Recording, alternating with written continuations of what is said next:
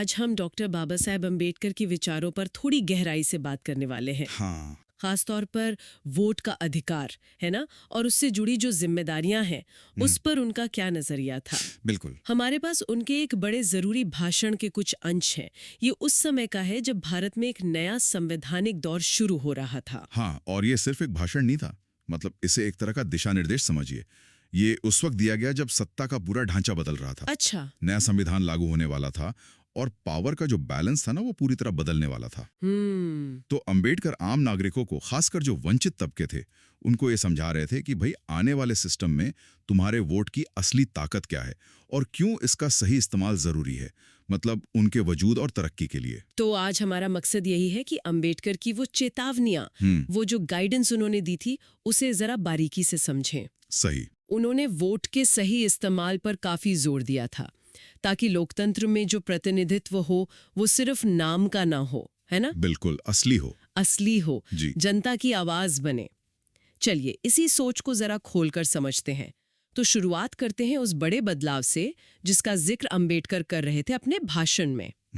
वो बता रहे थे कि पहले आम लोग अपनी जो भी दिक्कतें होती थी वो लेकर किसके पास जाते थे। हाँ, वो सरकारी अफसरों के पास, कलेक्टर, तहसीलदार। हाँ, कलेक्टर, तहसीलदार। लोगों के दिमाग में यही था कि भाई यही सरकार है, यहीं से सब काम होता है। बिल्कुल, यही धारणा थी। तो इसमें क्या बड़ा बदलाव आ रहा था? देखिए, ये एक बहुत ही फंडामेंटल बदलाव था।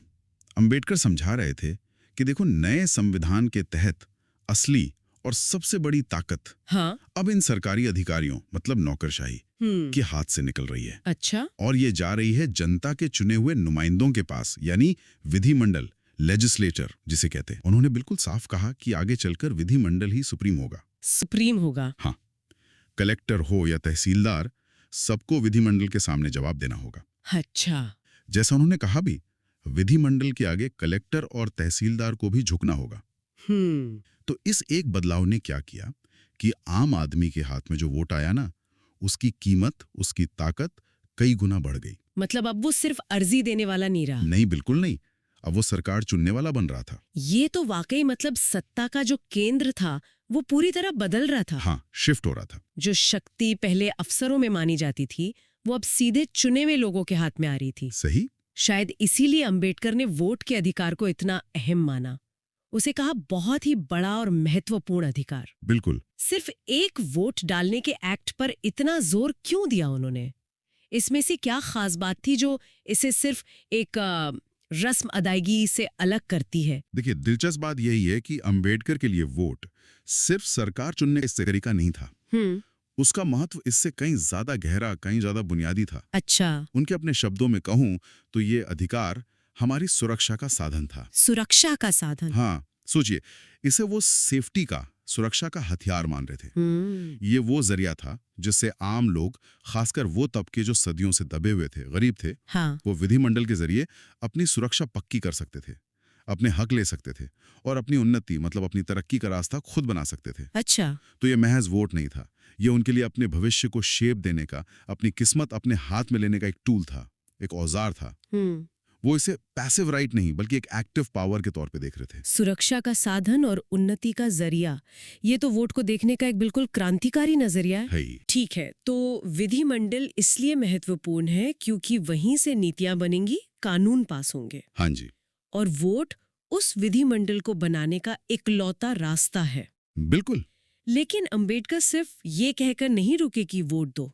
उन्होंने इस पर भी बहुत जोर दिया कि भाई इस ताकतवर अधिकार का इस्तेमाल करके हमें चुनना किसे चाहिए। हाँ, ये बड़ा जरूरी सवाल है। ऐसा लगता है कि वो कुछ खास किस्म के उम्मीदवारों को लेकर थोड़े सशंकित थे। हाँ, बिल्कुल। उनके खिलाफ चेतावनी भी दे रहे थे। तो उनके हिसाब से विधिमंडल में कौन लोग जाने चाहिए? हाँ, उनके जो क्राइटेरिया थे वो बिल्कुल साफ थे और प्रैक्टिकल थे। कोई कंफ्यूजन नहीं छोड़ा उन्होंने। अच्छा। उन्होंने कहा कि हमें ऐसे लोगों को चुनकर भेजना है जो गरीबों के साथ मिलजुल कर काम करने वाले हों, मतलब जिन्हें जमीनी हकीकत पता हो। ऐसे लोग जिन्हें गरीबों की इच्छा आकांक्षाओं का एहसास हो, जो उनकी जरूरतें, उनके सपने महसूस कर सकें। राइट। इसके अलावा उन्होंने कुछ गुण भी गिनाए, जैसे उम्मीदवार निस्वार्थी हो, मतलब अपने फायदे से ऊपर उठकर सोचे। ठीक। निर्भीक हो, डरे नहीं सच बोलने से, सत्ता के सामने भी। लायक हो, मतलब उसमें काम समझने और करने की काबिलियत हो। जरूरी है। और सबसे जरूरी, वो मतदाताओं से ईमानदारी से पेश आने वाले हों, जनता के प्रति सच्चे हों, जवाबदेह हों। ये तो काफी स्पष्ट प्राथमिकताएं हैं। जमीनी जुड़ाव, हमदर्दी, निस्वार्थ भाव, हिम्मत, काबिलियत और ईमानदारी। हाँ, लेकिन उन्होंने खास तौर पर अमीर सेठ साहूकारों को इस रोल के लिए ठीक क्यों नहीं माना? उनके खिलाफ ये विशेष चेतावनी क्यों? भाई, लोकतंत्र में तो हर वर्ग का प्रतिनिधित्व होना चाहिए ना। फिर अमीरों को लेकर ये शक क्यों? इसका क्या मतलब समझे? देखिए, यहाँ अंबेडकर का जो तर्क था ना, वो बहुत प्रैक्टिकल था और उस समय की जो सामाजिक आर्थिक सच्चाई थी उस पर आधारित था। अच्छा। वो कोई थ्योरी की बात नहीं कर रहे थे, वो हकीकत बता रहे थे।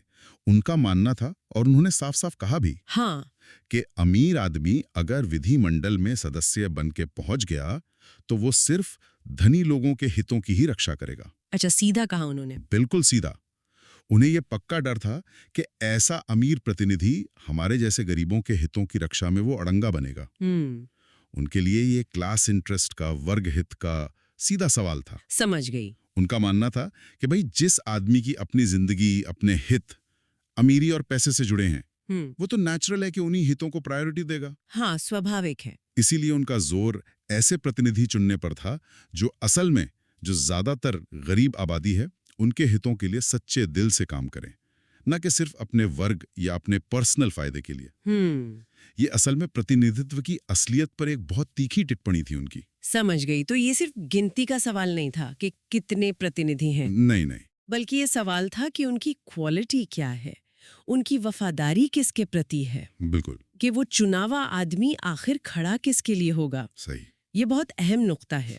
और यहीं से भाषण उस मुद्दे पर आता है जो शायद उसका सबसे अहम हिस्सा है। सबसे बड़ी चेतावनी, वोट बेचना। हाँ, ये केंद्र बिंदु है। अंबेडकर इसके लिए बहुत सख्त, मतलब झिंझोड़ देने वाले शब्द इस्तेमाल करते हैं। वो इसे सिर्फ एक गलती नहीं कहते, नहीं, बल्कि गुनाह कहते हैं, अपराध, और उससे भी आगे बढ़कर आत्मघात कहते हैं, खुदकुशी, सेल्फ डिस्ट्रक्शन। हाँ, आत्मविनाश। चलिए इसे थोड़ा और समझते हैं। वोट बेचने को उन्होंने इतना संगीन क्यों माना?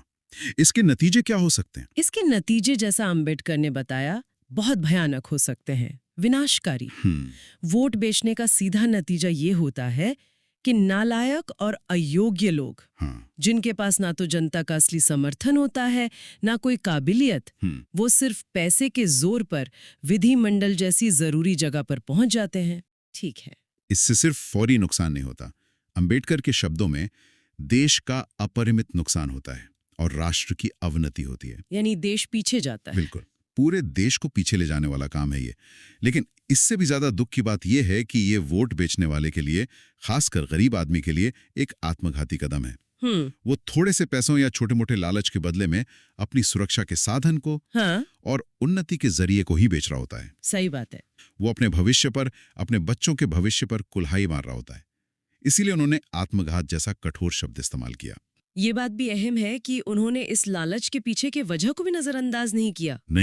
उन्होंने माना कि गरीबी, तंगहाली इंसान को मजबूर कर सकती है, उसमें वोट बेचने का लालच या उनके शब्दों में मोह पैदा कर सकती है ना? हाँ बिल्कुल, वो यथार्थ को समझते थे।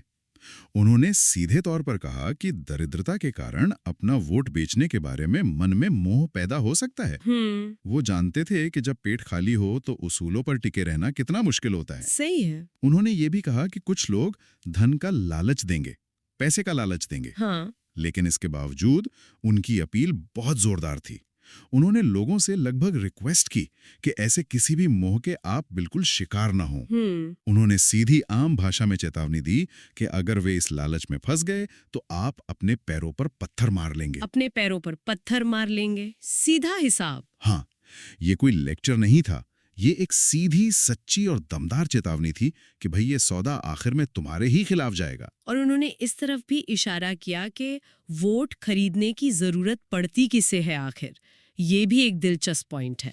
हाँ, ये बहुत जरूरी ऑब्जर्वेशन है उनका।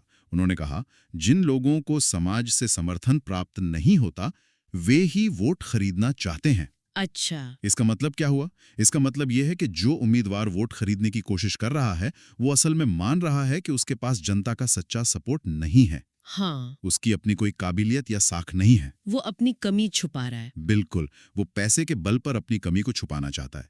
अंबेडकर कहते हैं वोट खरीदकर वे अपनी योग्यता सिद्ध करना चाहते हैं, जबकि सच्चाई ये है कि ऐसे नाकाबिल लोगों से समाज या राष्ट्र के हित का कोई काम नहीं हो सकता। तो वोट खरीदने की कोशिश करना ही अपने आप में उम्मीदवार की नाकाबिलियत का सबूत है। तो संदेश बिल्कुल साफ और सीधा है।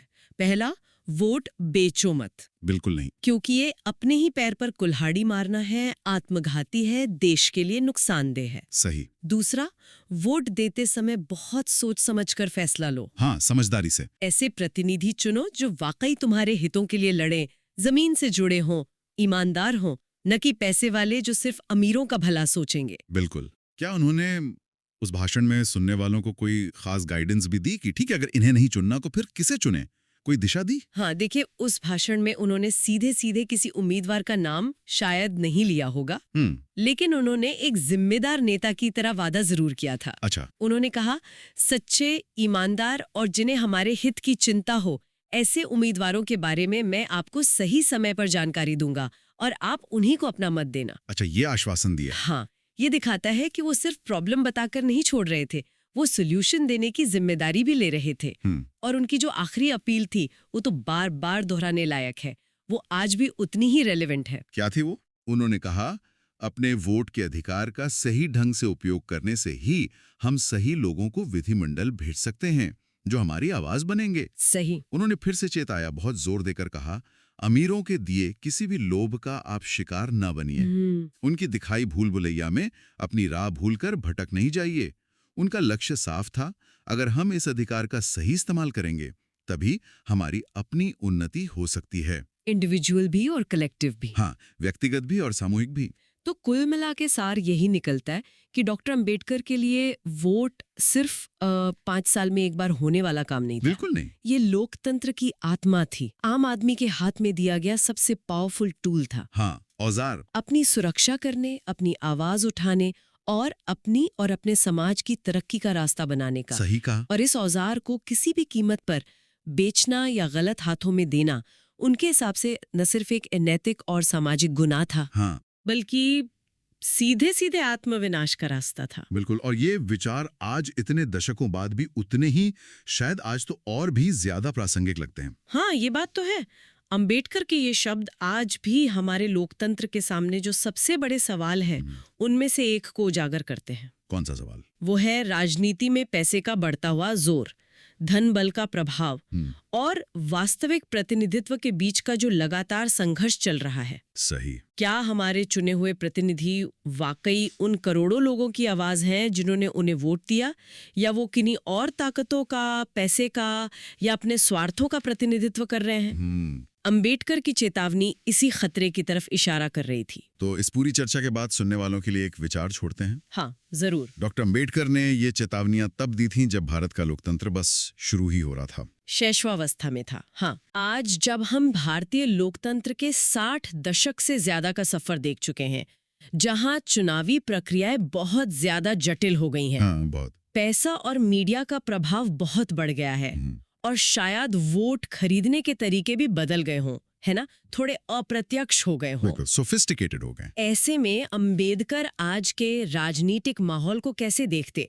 वोट की पवित्रता, सही प्रतिनिधि चुनने की चुनौती और वोट बेचने के जो आज के नए छिपे हुए रूप हैं, उनके बारे में उनकी सोच आज हमें क्या सिखा सकती है? ये सवाल हमें सोचने पर मजबूर करता है कि अंबेडकर की चेतावनियों पर हम आज कितना ध्यान दे पा रहे हैं, कितना अमल कर पा रहे हैं। बहुत जरूरी सवाल है ये सोचने के लिए।